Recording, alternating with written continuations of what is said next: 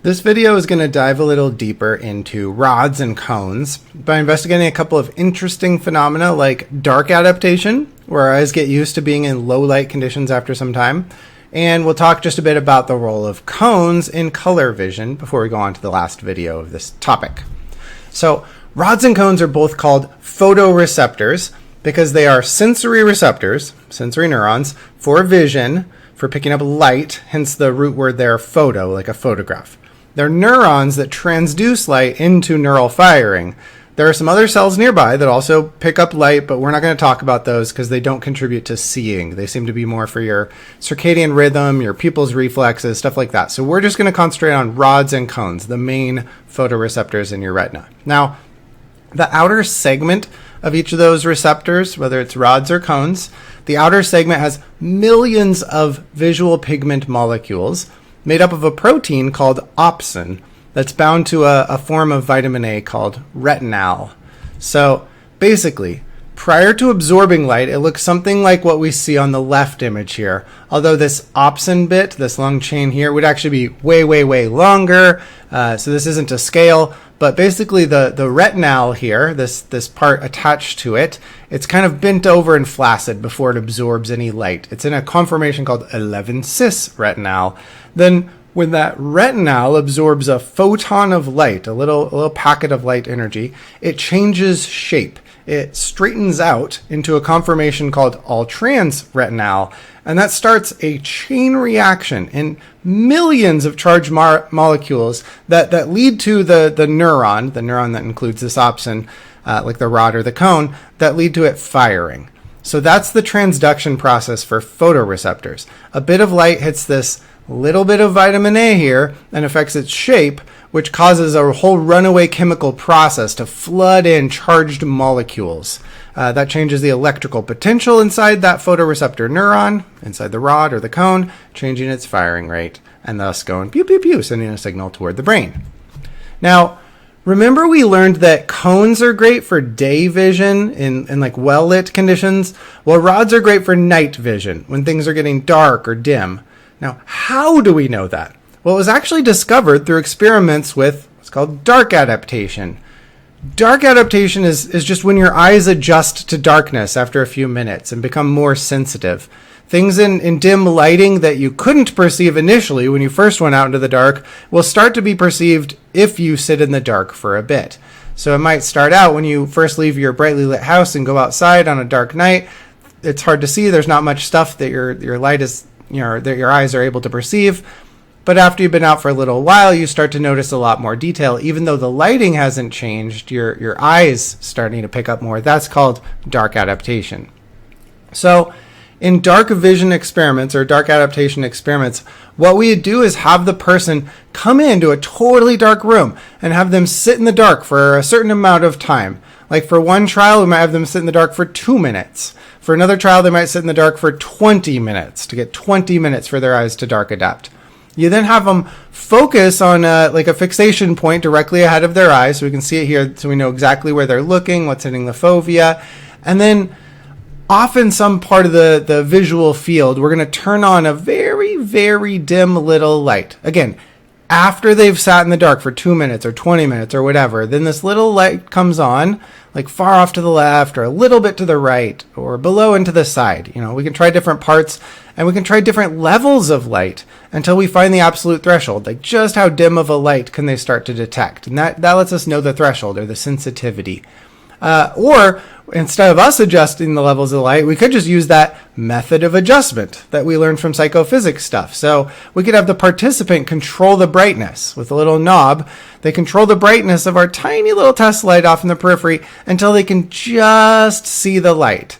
And that would tell us how sensitive that bit of the eye is after that many minutes of darkness. So after staying in darkness for 18 minutes or for 3 minutes or for 7 minutes, we get a feeling for what their sensitivity or what their threshold is.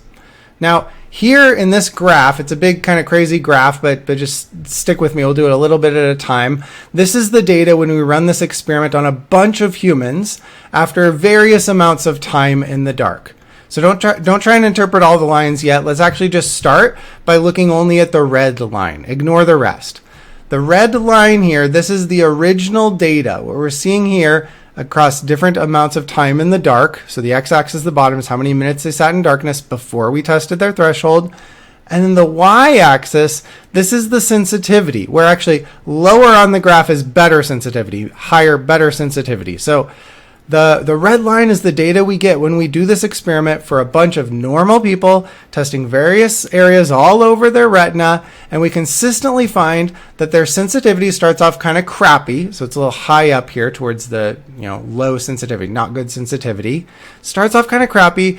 You can see the red line's a little high up, but then there's this quick improvement. That's some initial dark adaptation in that first 3 to 4 minutes.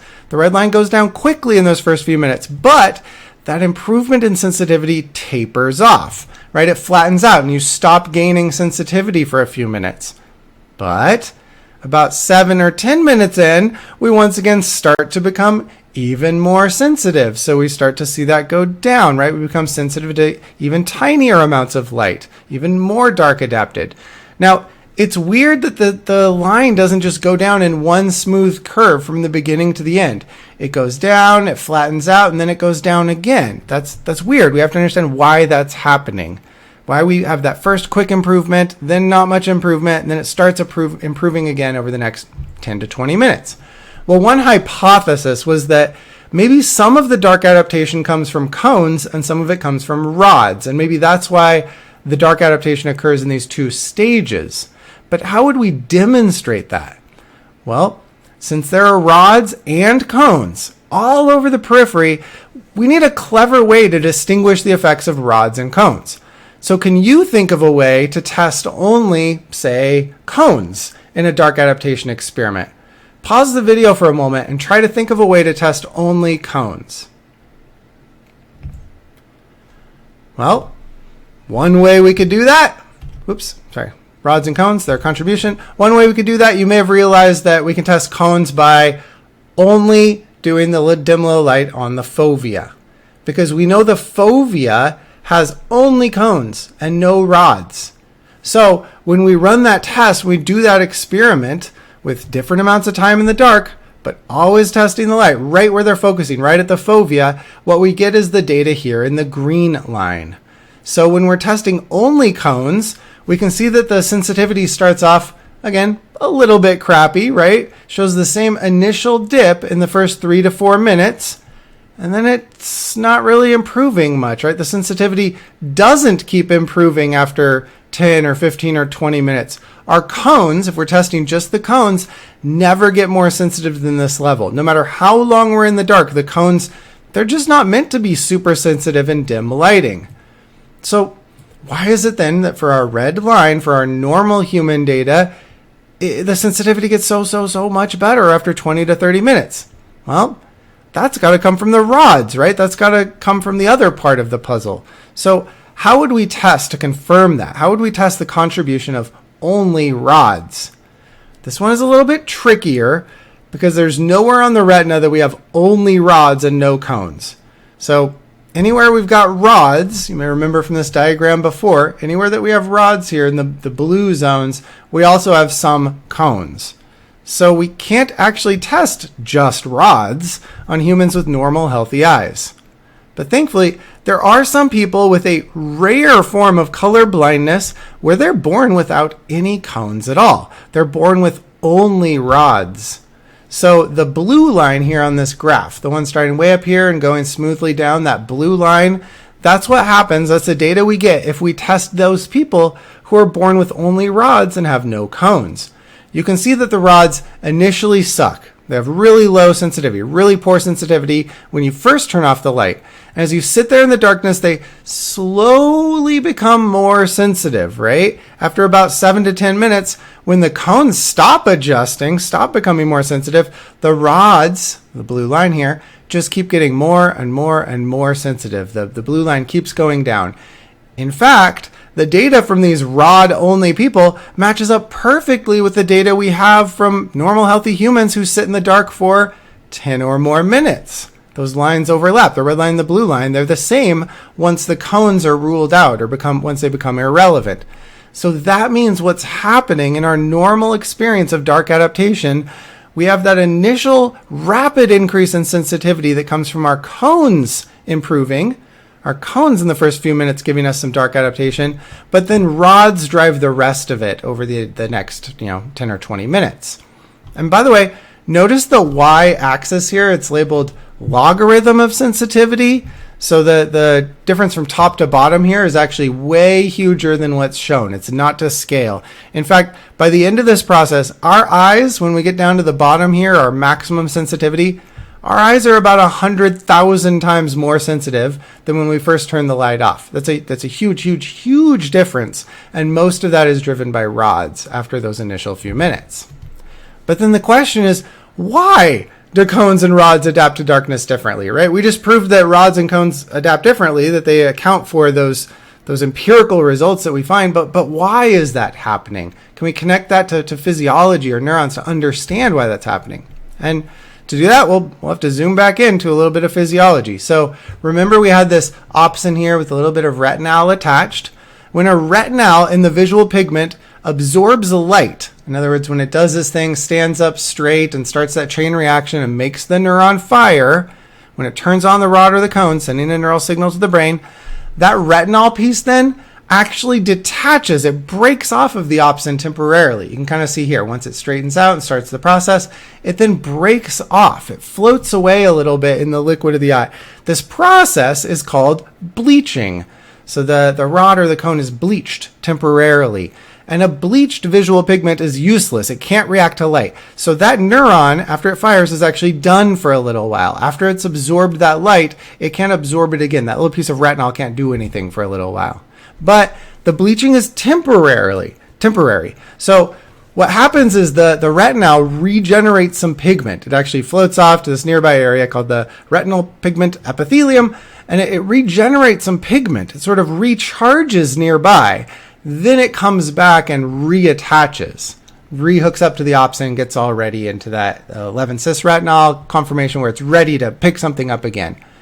Question is, how long does this recharging process take? And when we measure it, when we look, do the physiology and measure it out, turns out cones take about 6 to 7 minutes to regenerate visual pigment, while rods take about 30 minutes to regenerate visual pigment on average, which pretty perfectly aligns with what we see on that dark adaptation curve.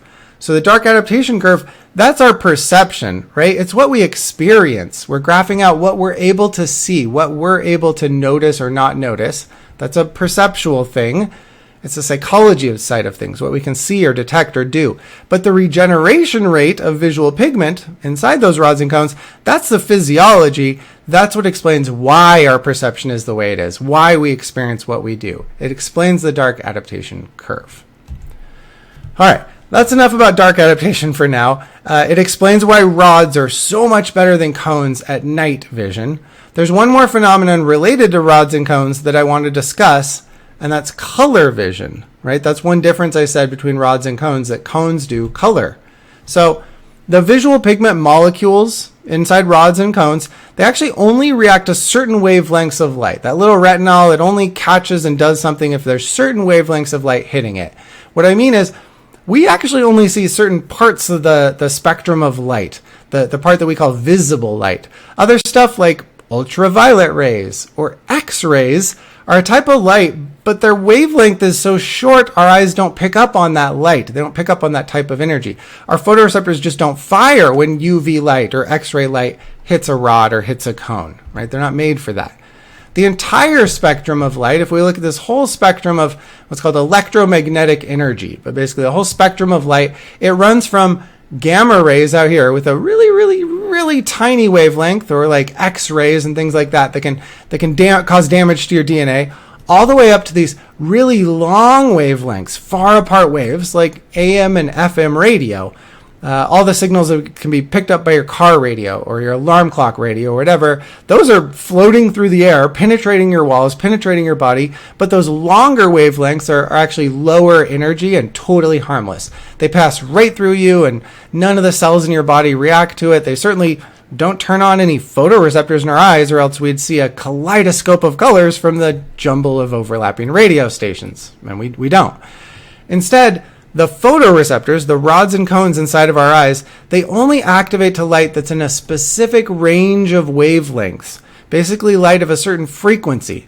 Kind of the way the hair cells in our cochlea only respond to sounds from 20 hertz up to 20,000 hertz, but nothing higher than that or lower than that. Well, with vision, our human eyes can respond to light that's about 400 nanometers to maybe a bit over 700 nanometers, which is just a tiny, tiny, tiny fraction of the electromagnetic spectrum. Only that little fraction is what we call visible light, the stuff that we can detect with our eyes. Now, I mentioned before, we only have one type of rod, but we actually have 3 different types of cones. Sometimes we actually call those cones, we call them blue cones, green cones, and red cones. But that's just for shorthand. They're not actually that color. Color hasn't happened yet when they activate. Really what we mean are these are different types of cones that turn on, that start firing pew, pew, pew, pew, pew, pew, neural signals to the brain only for select wavelengths of light. So one type of cone we might actually call S cones for short wavelength. They're at the short wavelength end, right? Smaller, fewer nanometers between the waves. So short wavelengths of light, we might call those short cones or S cones.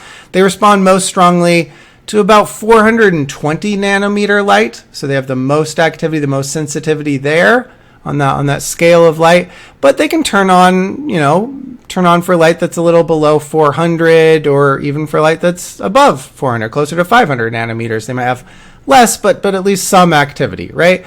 Whereas the type of cone that's sensitive to more medium wavelengths of light, so this green line here, medium wavelengths, what we might call M cones for medium, those are the most active to light around maybe 530 nanometers or so.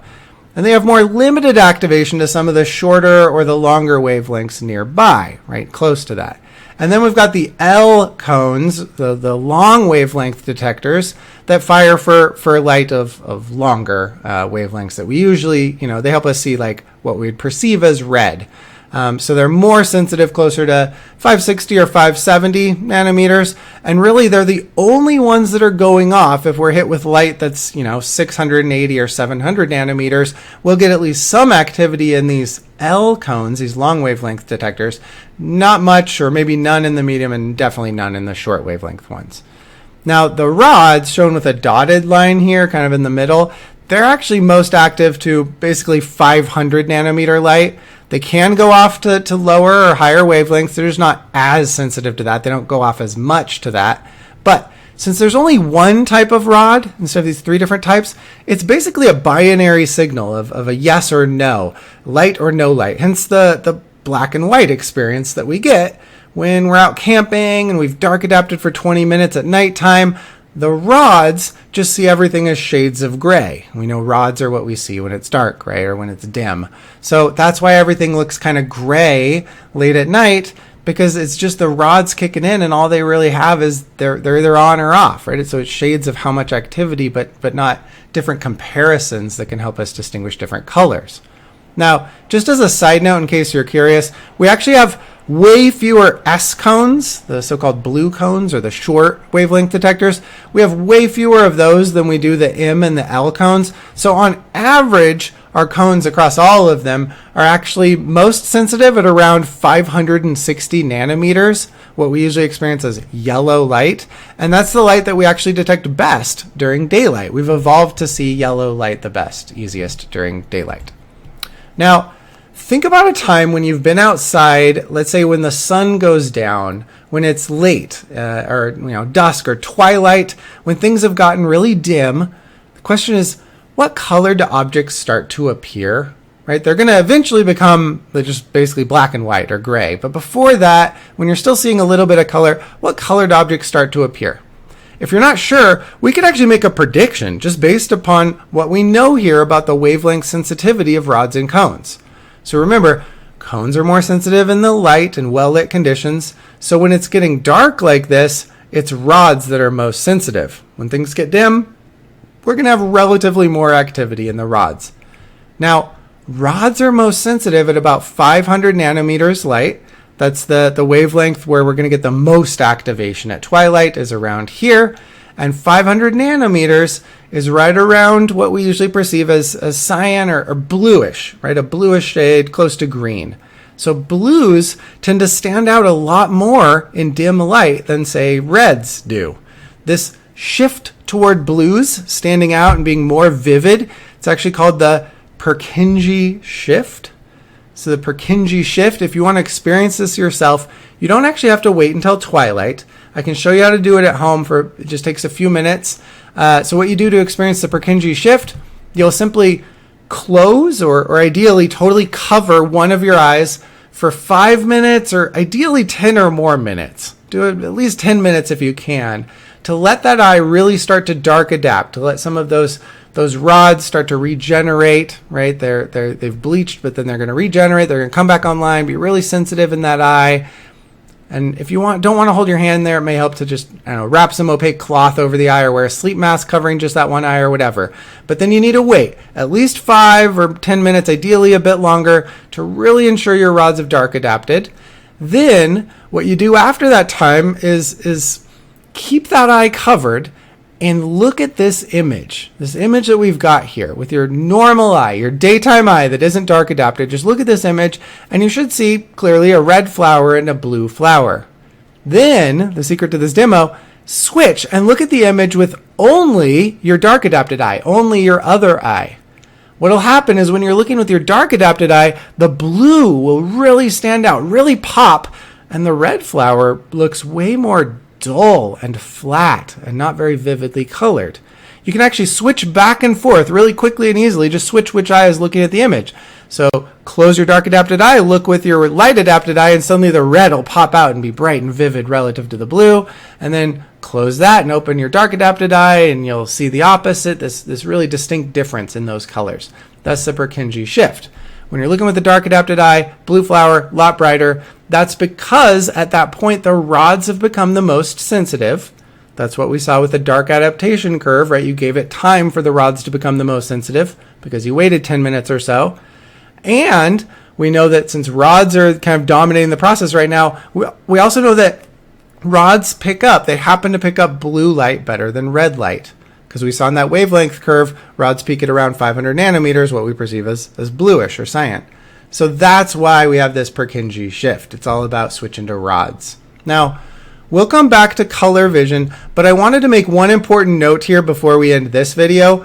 Remember when we learned about audition, the sense of hearing, we talked about how sound isn't really out there in the world in some sense.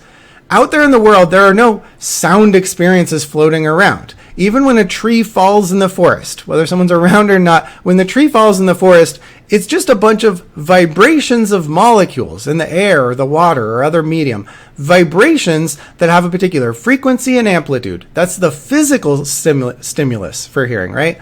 But the perception of sound, the actual hearing, is something that happens in the brain when neurons transduce those vibrations into firing patterns and send that to the brain to be processed. So the same kind of idea actually applies here with vision. There is no color out there in the world. The physical stimulus for vision is just different. It's just light of different wavelengths and amplitude. But we experience it as different colors. We perceive color once the neural signals once that gets transduced, turned into neural signals, and once those get processed in the occipital lobe of our brain, the visual part of our brain later on. This is really important to understand. Light waves themselves are not colored. They have no color. And objects out there in the world are not colored. They have no color. A shirt has no color. A tree has no color. A tiger has no color. A blueberry has no actual color. Those objects just have a surface with a molecular structure that happens to reflect light of some wavelengths more than other wavelengths. And our visual system, our physiology, happens to process input from, say, 450 nanometer light waves into a blue perception. But that doesn't mean that the object is blue or those light waves are blue. That same light, if it hits the eyes of another species, that other species might perceive something totally different, a very different color, or even nothing at all if their photoreceptors aren't evolved to detect 450 nanometer light. So when a bird looks at a blueberry and its eyes receive the same light wave of 450 nanometers or whatever, they don't experience the same thing we do. They don't see the same blue that we do. We'll revisit color in more depth soon, but keep that distinction between the physical and the psychological aspects in mind, the same way that we did with hearing sounds. All right, I'm going to end this video here, although before we stop, you may enjoy trying out this one last demo. If you remember adaptation, we talked about earlier in the course, that effect that can happen when you fatigue neurons. Well, here, what you might do is stare at the cross in the middle. Try not to move your head or eyes around. As best you can, try to stand really still, sit really still, and focus. Just look right directly at that cross. It's okay to blink if you need to, but you'll basically fatigue some of the retinal neurons in your eyes, detecting those pink circles off to the side. And as that happens, you might notice your brain filling in the blanks with that uniform gray background, just like it fills in our blind spot. The pink circles will disappear as you stare directly at the cross, but if you move your eyes around a little bit, so go ahead and look off a little to the left or the right of the cross, you let the pink light land somewhere new on your retina where you haven't fatigued or worn out those detectors, and you'll see the pink circles again. All right. The next video, the final video of this topic, we'll talk about the way some of the neurons in our retina are wired, such a way that it leads to good detail but low sensitivity for our cones, and high sensitivity but really crappy detail for our rods.